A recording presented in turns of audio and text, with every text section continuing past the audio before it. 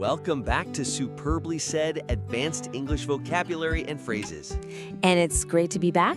Just a quick note, all this content is actually pulled directly from a SpeakDuo lesson. That's right. So if you want to practice, you can visit SpeakDuo.com. It's a great way to meet people and get more confident with your speaking on video calls. Absolutely. Okay, let's just dive right in. We want to focus on what really separates functional English from a truly advanced fluency. Let's do it. First up is a phrase I think we all know but maybe don't appreciate the full depth of, a bucket list. Right. And the basic definition is pretty simple. It's a list of things you want to do before you die. But that before you die part is really the key, isn't it? It's not just a to-do list. Not at all. That's the most common mistake. Learners will say goals or to-do list, but that completely misses the gravity of it. A to-do list is logistical. Like finish this report or buy milk. Exactly. A bucket list is supposed to be experiential, grand even. It's about your legacy, not your logistics. So if I'm in an IELTS speaking test, for example, I'd want to make that distinction clear. You'd have to. You might say something like, skydiving is at the top of my bucket list, which is totally different from my quarterly objectives at work. The first is about creating a profound memory and, well, the other is just about revenue. That makes perfect sense. Okay, let's move on to a really fantastic, very visual phrase, to jump down someone's throat. Ah, yes. It means to react very angrily to someone, usually for a pretty small mistake. And the imagery is so strong, it's not just criticizing. No, to criticize harshly can be measured, even professional, but jumping down their throat it's an explosion. It's sudden, aggressive, and almost always disproportionate. A total loss of control. That's it. So if you're talking to a colleague, you might say, look, I know I missed the deadline by an hour, but he didn't have to jump down my throat in front of the entire team. It was a complete ambush. Right, the reaction didn't match the mistake at all. Not even close. Okay, next, a phrase about, let's say, social strategy. To play along. To pretend to agree with a situation or a joke. And again, this is different from something simpler like to go with the flow. Oh, very different. Going with the flow is passive. You're just accepting what's happening. But when you play along, you're making an active choice. You're participating in a social lie, almost. A social lie. That's a perfect way to put it. It's deliberate. Think about a tough client meeting. Afterwards, you might say, their ideas were terrible, but we had to play along until the end of the meeting to keep the deal alive. We couldn't just reject it outright. So it's a strategic decision. It's pure strategy. Let's shift gears to progress. The phrase, to be way behind. This one is all about comparison. The simple meaning is you're making less progress than other people. And it's not the same as just struggling, is it? No, struggling is about you and the task. The task is difficult. But being way behind means you're looking at your peers or at a timeline, and you see a huge gap. A worrying gap. A very worrying gap. Way behind implies it's significant. In a job interview, you might reflect and say, after my 3-year career break, I felt way behind my peers in terms of promotions and salary. You're acknowledging that you've lost ground compared to others. Precisely. It's all relative. Okay, next up is a phrase about time and survival, to make it to a certain age or time. Right. And the nuance here is crucial. It's not just to reach 60. When you say you hope to make it to 60, you're implying some kind of struggle. That it wasn't a guarantee. Exactly. It suggests you had to overcome something. Illness, challenges, just the general difficulty of life. It adds a sense of perseverance. So it's a very human phrase. Very.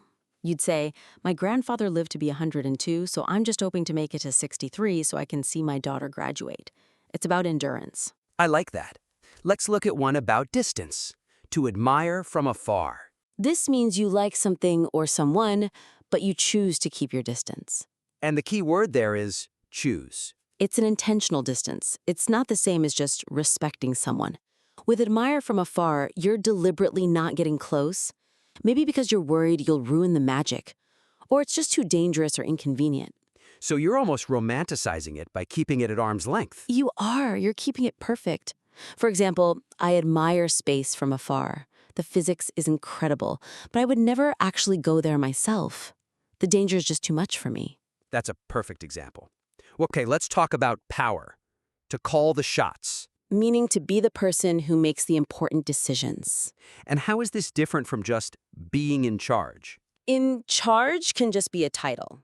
It can be passive. But if you call the shots, you are actively, dynamically making the decisions. You have the ultimate authority in the moment. So it's about action, not just position. Absolutely.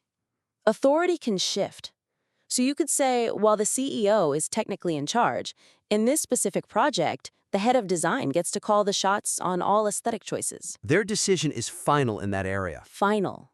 That's what it means. Great. Now for a cognitive one, an epiphany. A moment of sudden great realization. And we have to elevate this. This is not just an idea. Right, it's not I had an idea for lunch. No. An idea is small. A realization can be minor. An epiphany is life-changing. It's a massive paradigm shift in your thinking. It's so powerful, it forces you to act. It demands action. You'd use it to describe a huge turning point. I had an epiphany during that meeting. My career was totally misaligned with my values, so I quit the next day. The word choice has to match the impact. It has to. And our final phrase, a classic, a bitter pill to swallow. An unpleasant truth that you just have to accept. And this is often confused with a difficult challenge, but they're not the same thing. Not at all. A difficult challenge is about effort, like running a marathon. A bitter pill to swallow is about accepting a painful truth. It's emotional pain, not physical effort. The pain comes from the realization itself. Yes, from the acceptance. You might say, realizing I wasn't good enough for the promotion was a bitter pill to swallow, but I have to accept it so I can grow. It's that painful moment of acceptance. That's a great set of phrases. Okay, that wraps up our deep dive. And now it's time to see if it all sank in. It is time for a quick vocabulary recall quiz. Listen to the scenario and pick the best definition. Ready? I am. Let's start with question 1, using a bucket list. Okay. The scenario is, skydiving over the Swiss Alps has been at the very top of my bucket list for over a decade. What does a bucket list refer to? Is it option A, a collection of goals one hopes to achieve before dying? Option B, a list of household chores to finish before the weekend? Or option C, a detailed inventory of items required for a long trip? Okay. Feel free to pause here if you need a moment to think about the answer. The correct answer is A. A bucket list is about those big, life-defining goals, not chores or packing lists. Exactly. Question 2, using to jump down someone's throat. The scenario, when I admitted I made a small error, my boss really jumped down my throat. So, to jump down someone's throat means... Option A, provide constructive, high-level feedback. Option B, react very angrily to someone, often for a small mistake. Or option C, interrupt someone mid-sentence. Take a few seconds to consider the difference here. The correct answer is B. It's that sudden, disproportionate, angry reaction we talked about. That's the one. Okay, question 3 is on to play along. Scenario, even though I knew the surprise party was coming, I decided to play along and act shocked. What does it mean to play along? Option A, actively participate in a competitive game. Option B, to pretend to agree or cooperate with a situation or joke. Or option C, to improvise quickly without preparation. Feel free to pause if you need a moment to think. And the answer is B. To play along is that deliberate, active choice to pretend you're cooperating. Perfect. Question 4 uses to be way behind. Scenario, seeing my colleague's progress makes me feel like I am way behind. To be way behind means to, option A, to be physically located at the rear of a group. Option B, to be making less progress than others or expected. Or option C, to be unfamiliar with the current topic of conversation. Take a moment to think about this comparative phrase. The correct answer is B. Remember, to be way behind is all about that significant gap in progress compared to others. Next up, question 5. This one uses to make it to a certain age. I am only 50, but I hope to make it to 85. So to make it to an age means... Option A, to achieve success in a career. Option B, to survive or successfully reach a certain point in time or age. Or option C, to complete a journey in a specific time frame. Pause now if you need a little more time. The answer is B, To make it to an age implies survival, that it took some effort to get there. Exactly. Okay, question 6.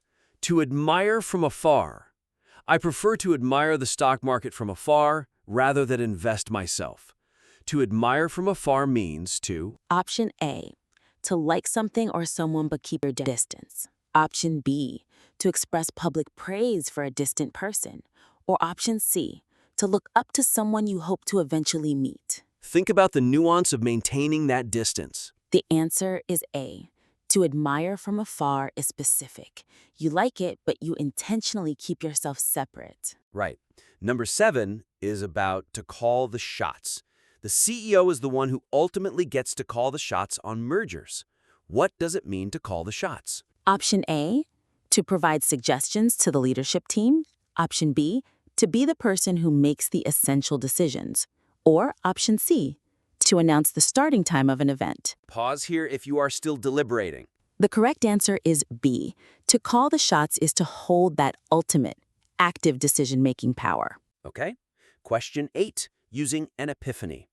I had an epiphany on vacation that changed my whole approach to management. An epiphany is Option A, a small incremental improvement in understanding.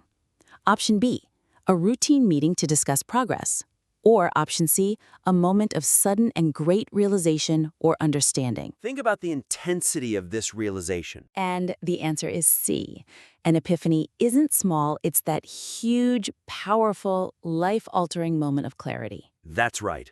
Final question, number 9, using a bitter pill to swallow. The news that our budget was cut was a bitter pill to swallow. A bitter pill to swallow is Option A, a difficult medication used to treat an ailment. Option B, a challenge that requires extensive physical effort. Or option C, an unpleasant truth that must be accepted. Final question, take your time. The correct answer is C. A bitter pill to swallow is all about that painful emotional process of accepting a harsh reality. That brings us to the end. We've really tried to dig into the subtleties of these 9 phrases today. Right, moving beyond just the basic definitions to see how phrases like a bucket list or an epiphany carry so much more weight, and how things like to jump down someone's throat describe very specific emotional situations. We hope this has given you some real actionable insights into using a bucket list to jump down someone's throat, to play along, to be way behind, to make it to a get time, to admire from afar, to call the shots, an epiphany, and a bitter pill to swallow. So go out and use them. Challenge yourself to be more precise. That's what will make your English not just fluent, but truly sophisticated. Keep practicing, keep elevating your language, and we'll see you next time.